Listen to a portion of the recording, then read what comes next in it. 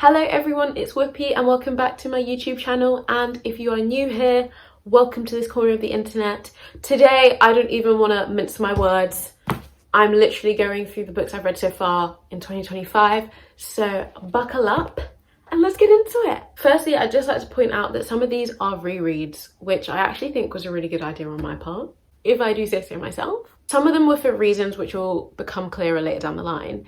Others were just because I wanted to see if the story still stood to the test of time. And I was trying to figure out if teenage me was okay when she read this, and if the feelings still feel the same now, or if she was just too mentally unstable and thought that that was great. And I do have an answer. I may have been mentally unstable, but these books actually were great. Another point I want to make is that I've actually written out proper reviews for these books in my notes app. I am going to take some bits and pieces from my own reviews, but I'm not going to do a full-on deep dive into each book. I will try and give some brief context to each book. Other than that, we're literally just vibing. So the first book I read was The Red Scrolls of Magic by Cassandra, Clare and Wesley Chu, and it was part of the Eldest Curses trilogy. I think it's a trilogy.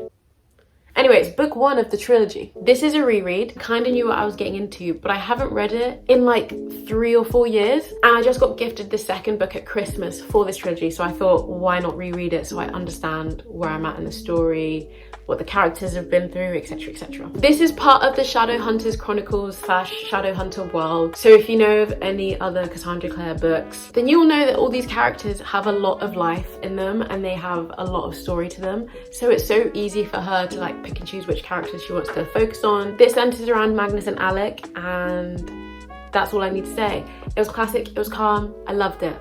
Well, actually the story wasn't calm, but you know what I mean. Next on the list, Lord of Shadows, again by Cassandra Clare. This is part of the Dark Artifices trilogy. This is book 2 of 3. I had read book 1 in 2024 and then took a break before I decided to continue. I have a special edition one with blue on the side, as you can see, like, yeah. Another solid reread, but as an adult, I will say, I feel like some of the behavior that the characters exhibit are very toxic, and altogether, the whole lot of them, messy. Like, if you thought like Clare and Jace and like Simon and all them lot were messy, there's so much worse. The Blackthorns are crazy and I actually love it, but as an adult, I did say, ooh, this needs a lot of caution. Where are the adults? Oh yeah, they're dead. So that makes sense. And yes, I still sobbed at the end because the ending of that book is just heartbreaking. Next one I did was the last one in the Dark Artifices, The Queen of Air and Darkness. This is also another special edition one, but in a different way, because in some of the pages, they have some graphic illustration. I love this book. I love her. I never want to leave her. She must weigh at least like 3 kg. Do you know what I mean? Like maybe even 4, maybe a whole child, like child. It's a very politically heavy book, and I think it's a good way for young adults / teens to get their heads around politics and civil wars and civil unrest and also corruption. I do have one unpopular opinion about 2 people in that book though. If you're Kit and Ty fans, I firstly want to say I love them, but I wish that they were more so friend vibes than somewhat romantic vibes.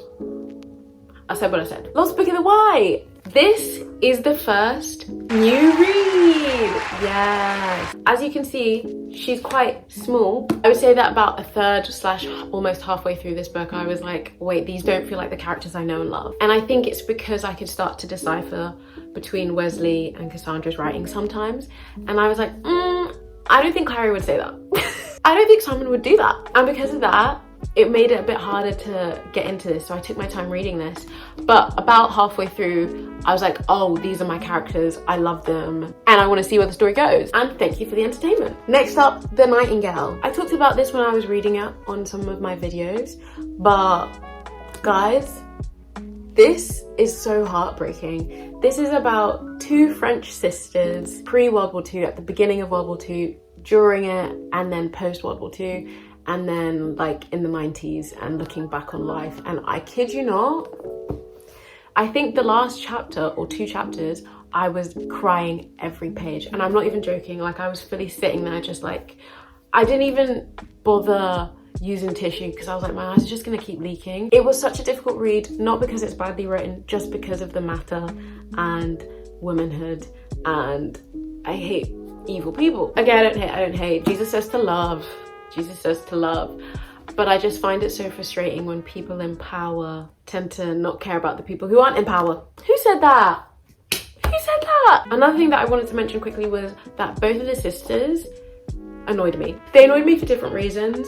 One was sometimes too willing to make a point that she'd put herself in unnecessary danger, whereas the other one was almost too selfish at points to then make a point and save people. I don't think that really makes sense, but I think what I mean to say is that she wasn't as open-minded and willing to step out.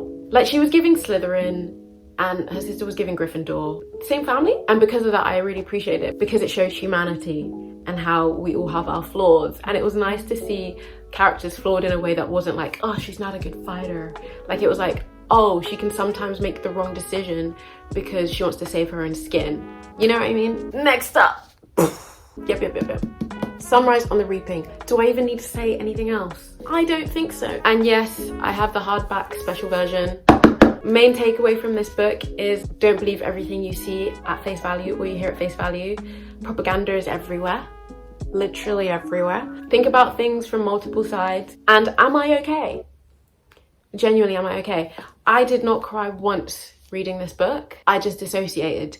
And I think that's worse because at least you could cry the emotions out, whereas I would just like keep it in and just zone out, and then I was gone to the world for a little bit. And I would do this every few pages, sometimes every few sentences, and that's why it took me so long to read it. But here we are. Lastly, The Hunger Games Trilogy. Was that a good voice? I think so. So obviously, because I read Sunrise on the Reaping, I decided to read the original trilogy with fresh eyes, knowing what I knew about Haymitch's games and how that affected his behavior, and also all the little like metaphors that Suzanne has used across all of her books to do with the Hunger Games, and how much significance they bring and how many layers there actually are in these books. And there are so many. Every time I reread those books, I genuinely gain enlightenment. I gain deeper understanding on how the world works, like our actual world, not the Hunger Games world. I mean our physical world. And that Suzanne Collins is an amazing writer. And the main takeaway that I got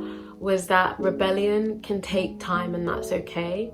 And empathy is so important, especially in times of conflict and struggle, and it can make or break you as a person. Empathy is the difference between pure rage and seeing everyone as human, and that's something that Gail will never understand.